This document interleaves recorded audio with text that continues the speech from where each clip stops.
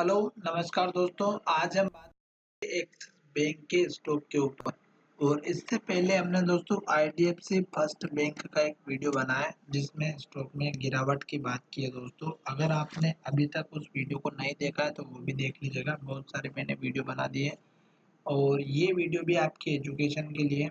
किसी भी वीडियो में हम आपको बाइंग सेलिंग की एडवाइस नहीं करते हैं, क्योंकि यहाँ पर आपको केवल एजुकेशन करना मेरा काम है कि आप टारगेट और स्टॉप लॉस लगाना सीख जाए।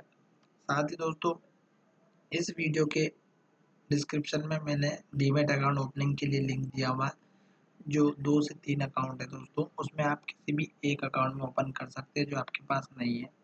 साथ ही दोस्तों, उसमें आपका एक बेनिफिट होता है अगर आपके पास एक अकाउंट पहले से है तो भी, क्योंकि कभी-कभी टेक्निकल प्रॉब्लम होने की वजह से हमें स्टॉप लॉस हिट हो जाता है और या फिर हमारा टारगेट निकल जाता है।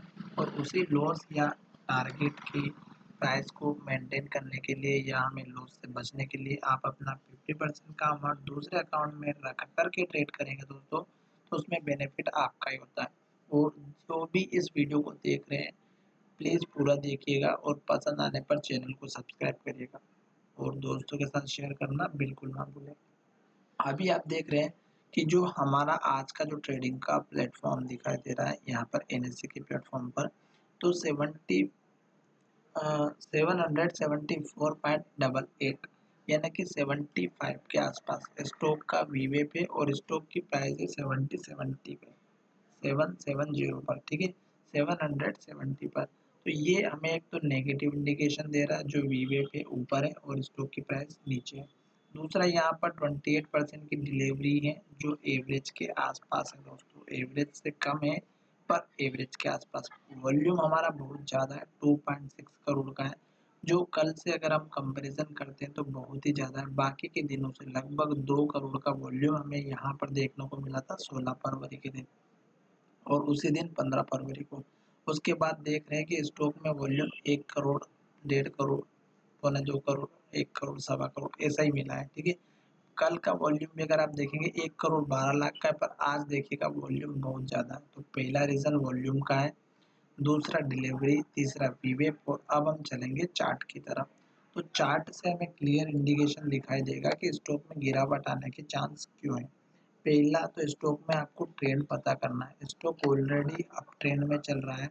यहाँ पर स्टॉक ने ये जो लो बनाया था लास्ट में, फिर स्टॉक ने एक लो यहाँ पर बना दिया था, और फिर स्टॉक ने ये लो बनाया था, फिर लो तोड़ करके स्टॉक यहाँ जा करके रुका डायरेक्ट। तो स्टॉक ने इस लो के बाद स्टॉक ने लो नहीं बनाया, तो यहाँ पर स्टॉक का डाउन ट्रेंड था और उसके बाद ये खत्म हो गया। फिर स्टॉक ने ऊपर लो बनाया, फिर ऊपर लो बनाया, फिर ऊपर लो बनाया, और इसी तरह स्टॉक ने यहाँ पर लो बनाया, फिर यहाँ पर, फिर यहाँ पर, और फिर ये लास्ट का लो ये बना। तो ये हमारा 712 रुपये का है। तो ये आपका मेजर स्टॉप लॉस हो गया। दूसरी बात, ये जो लो बना है दोस्तों, आपको कोई दिमाग लगाने की ज़रूरत नहीं है। ये लो यहाँ पर जो बना था 4-5 बार यही लो बना, और स्टॉक में जितने भी हाई बनते हैं, लो बनते हैं, वो पुराने ही बनते हैं दोस्तों, कहीं से नया नहीं आता। नया बनाने के लिए उसके लिए एक अलग टेक्निक होती है जिसमें आपको नए टारगेट पता करने होते हैं। और उसके बाद देखिएगा यहाँ पर जो हमारा हाई बना था वो देखिएगा यहाँ पर कितनी बार ट्रेड किया, फिर यहाँ पर जो हाई बना था वो हाई यहाँ पर बना, फिर यहाँ पर जो हाई बना वो आप देखेंगे तो आपको पीछे कहीं ना कहीं मिल जाएगा। फिलहाल यहाँ पर ये जो लो बना था ये देखिएगा यहाँ पर कितनी बार ट्रेड हुआ, और ये जो लो बना था दोस्तों ये यहाँ पर हाई बना था। तो अब आपको समझ में आ गया होगा कि जितने भी हाई और लो होते हैं इम्पोर्टेंट होते हैं। अब स्टॉक चल रहा अपना इस हाई के पास में, जो आपको अच्छे से दिख रहा होगा, ठीक है। तो ये अभी स्टॉक यहाँ पर ट्रेड कर रहा है इस हाई के पास में, और जस्ट स्टॉक ने ये जो हाई बना था इस कैंडल का 787 का 787 का, इसी के पास में स्टॉक ने हाई बनाया, ठीक है। और ये हाई अभी हमें अचीव हो चुका है, और स्टॉक ने ये यहाँ पर लो बनाया था, आपको अगर अच्छे से दिख रहा होगा तो, ठीक है। तो ये हाई, और जैसे ये ब्रेकआउट होगा तो आपको इस कैंडल का हाई मिल सकता है, पहला टारगेट, ठीक है। उसके बाद मैं आपको दूसरा बताऊंगा, पर फिलहाल कल मुझे लग रहा है कि स्टॉक में गिरावट आ सकती है। क्या कारण है वो मैं आपको दिखा देता हूँ, और साथ ही इसका जो ट्रेंड बनेगा वो भी मैं आपको बता देता हूँ। यहाँ पर जो कैंडल बनी वो इन्वर्टेड हैमर बनी है, और अगर लो टूटता है तो गिरावट आएगी। उस केस में आप स्टॉप लॉस सपोर्ट लेवल इस कैंडल के हाई का रख दीजिएगा जो 747 रुपये या 48 रुपये का रहेगा। ठीक है, तो ये आपका पहला लेवल रहेगा। और दूसरा लेवल आपका मेजर इस कैंडल का लो रहेगा जो आपके लिए सपोर्ट का काम करेगा।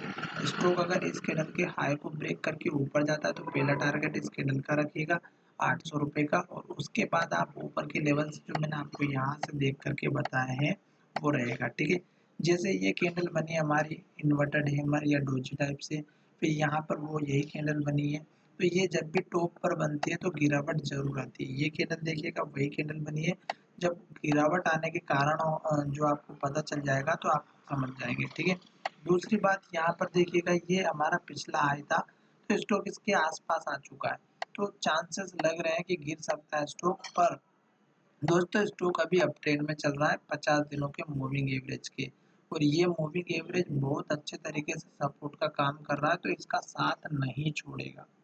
200 दिनों की तो बात ही नहीं कर रहा है क्योंकि अभी स्टॉक के बहुत नीचे और स्टॉक अप ट्रेंड में ही चल रहा है लॉन्ग टर्म बेसिस पर, तो यहाँ पर ये काम करेगा। साथ ही दोस्तों आपको ध्यान में ये रखना है कि ये जो हम लाइन ड्रॉ कर रहे हैं इस तरह की, ये आपका सपोर्ट का काम करेगी। ठीक है, तो दोस्तों धन्यवाद, मिलेंगे नई वीडियो में, पसंद जरूर आएगा और वीडियो को अंत तक देखा उसके लिए भी बहुत अच्छी बात है।